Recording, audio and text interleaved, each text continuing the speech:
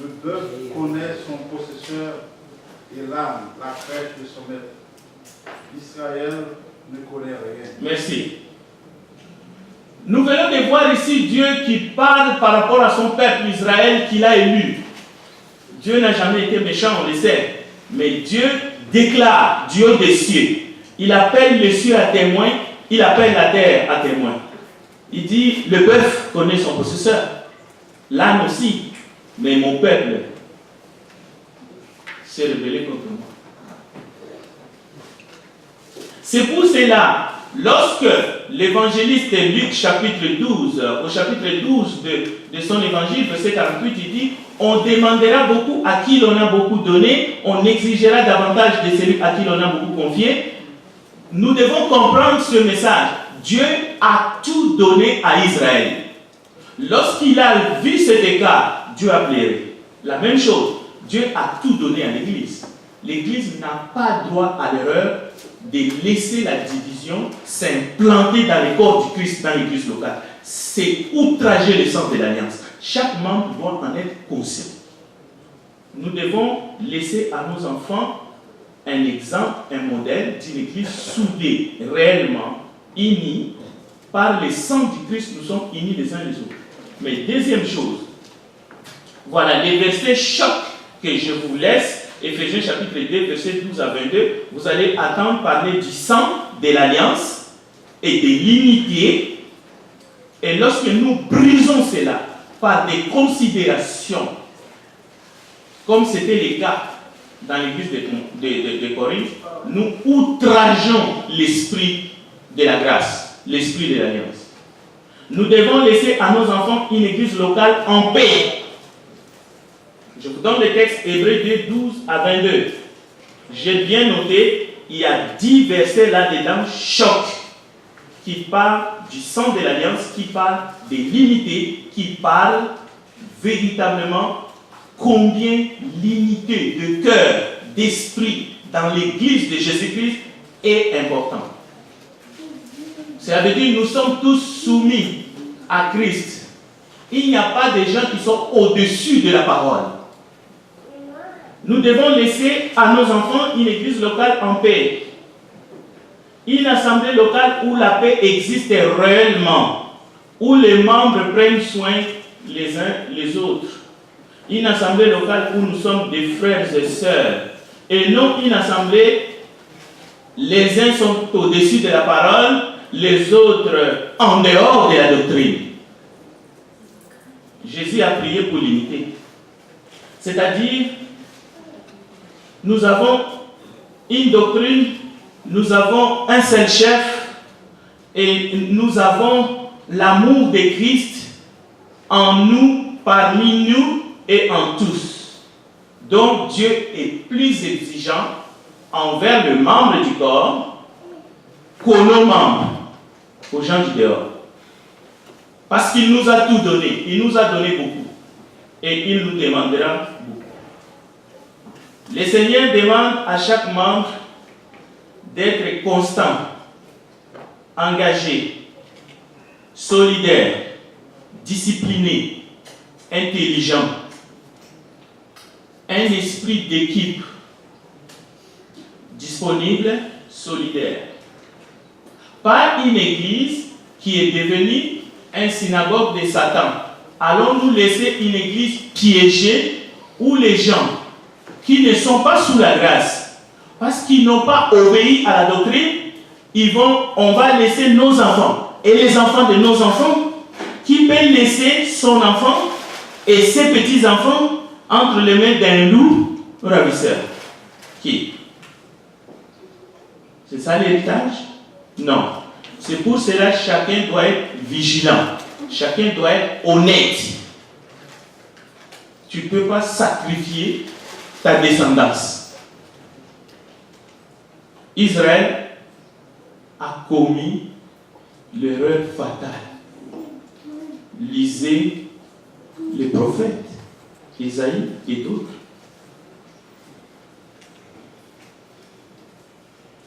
Nous avons un grand devoir pour laisser à nos enfants et nos petits-enfants une église locale qui respecte la doctrine, avec un leadership compétent, sans mélange. Une église locale où la doctrine du Christ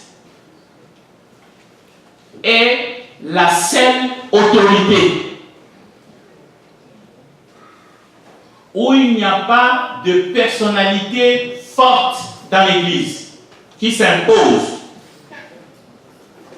Je vais donner un petit exemple ici. Nous accueillons à bras ouverts tous ceux qui viennent, visiteurs, amis et consorts. Mais nous ne céderons pas à des doctrines étrangères, quelqu'un qui vient de notre groupe religieux pour venir s'infiltrer dans l'église.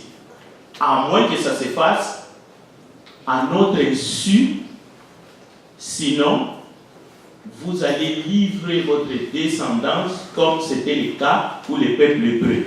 Regardez juste le miroir que Dieu nous a donné. C'est son peuple élu.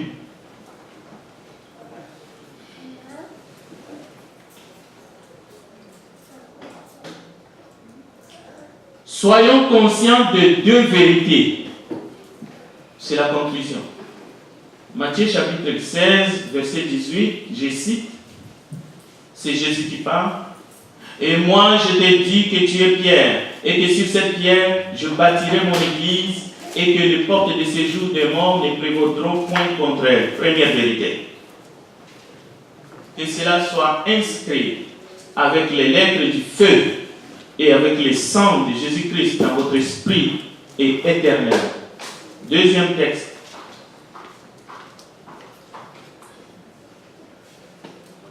2 Corinthiens chapitre 10, verset 12. Nous n'osons pas nous égaler ou nous comparer à quelques-uns de ceux qui se recommandent eux-mêmes, mais en se mesurant à leur propre mesure et en se comparant à eux-mêmes, ils manquent d'intelligence. La question n'est pas de se comparer avec qui que ce soit. La doctrine, la parole, l'amour, l'unité dans le corps du Christ, la paix, l'amour, pas la haine. Nous ne cultivons pas la haine. Nous ne cherchons pas que les membres du Christ nous obéissent à nous et pas à Dieu. Ça, c'est outrager l'esprit de grâce. Et là, je vous invite à regarder avec moi les textes chocs. Éphésiens chapitre 2, s'il vous plaît, à partir du verset 12. Avoir compris. Éphésiens chapitre 2, nous faisons la course et nous sommes jaloux de notre temps. Éphésiens chapitre 2, à partir du verset 12. Souvenez-vous que vous étiez en ces temps-là sans Christ, privés du droit de cité en Israël, étrangers aux alliances de la promesse, sans espérance et sans Dieu dans le monde. Continue. Mais maintenant, en Jésus-Christ, vous étiez jadis éloignés, vous avez été rapprochés par le sang de Christ, car il est notre Père, lui qui des deux n'en a fait qu'un et qui a renversé le mur de séparation de l'inimitié. Voilà. Vous voyez, il y a les sang. Nous étions éloignés, nous étions morts. Nous étions en inimitié contre Dieu, mais aussi les uns les autres. Mais à cause de son sang, Dieu nous a mis ensemble. Nous formons l'assemblée de Dieu. C'est l'assemblée du Dieu vivant qui adore Dieu. Nous sommes unis, en paix, l'Église qui adore Dieu. Et voilà, nous avons une mission, c'est de garder cet évangile intact, chaque membre en son âme et conscience, et de servir le Dieu vivant. Et nous n'avons pas le droit d'outrager l'esprit de la grâce par lequel nous avons été rachetés. Voilà la mission de l'Église.